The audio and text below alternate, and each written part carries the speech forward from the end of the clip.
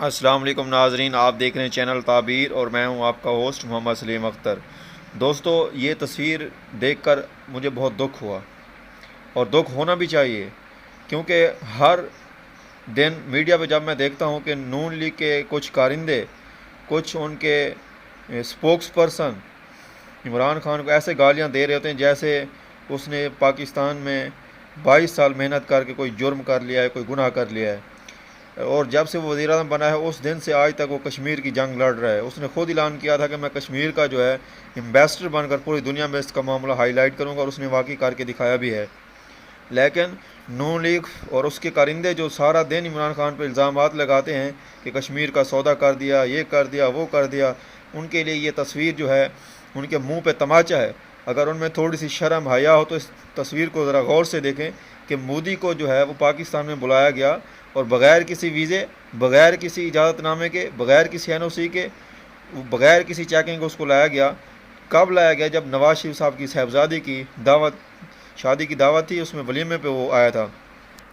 تو اب میں سوچنے میں یہ مجبور ہوا کہ کیا سودا عمران خان نے کیا ہے یا اس نواز شریف نے کیا ہے۔ جب میں اس تصویر پہ غور کیا تو مجھے بہت دکھ ہوا، میرا دل، میرا خون کھول اٹھا۔ تو میں نے سوچا کہ یہ ویڈیو ریکارڈ کروں اور اپنے جذبات، اپنے احساسات جو ہے اپنے دوستوں سے شیئر کروں۔ ہر روز مریم اورنگزیب صاحبہ جو کہ نون لیگ کی وزیر اطلاعات ہیں، جو نہ تو کسی کے ووٹ لے کر آئی ہیں، ہر روز جو سلیکٹڈ کی بات کرتی ہیں، خود وہ سلیکٹڈ ہیں، خود وہ اسپیشل جو سیٹس ہوتی ہیں اس کے اوپر وہ آئی ہوئی ہے، اور وہ ہر دن وہ آ کے اتنے انداز میں تقریر فرما رہی ہوتی ہیں جیسے کہ پتہ نہیں یہ کون سی ایسی ہستی آ گئی ہے۔ لیکن جب یہ تصویر کو دیکھو تو دیکھیں نواز شریف اور مودی نے ہاتھ میں ہاتھ ڈالے ہوئے ہیں۔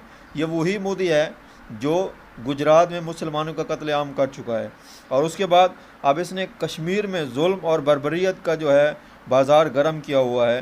لیکن نواز شریف صاحب نے اس کے ساتھ ایسے ہاتھ میں ہاتھ ملایا ہوا ہے جیسے کوئی جگری دوست اپنے جگری دوست کو ویلکم کرتے وقت کرتا ہے۔ اور آج 28 مئی 1998 ہے، اور نون لیگ کی جو ایک میڈیا ٹیم ہے وہ میڈیا پہ صبح سے اپنے کارنامے گنوا رہی ہے کہ ہم نے جناب یہ کر دیا، ہم نے وہ کر دیا۔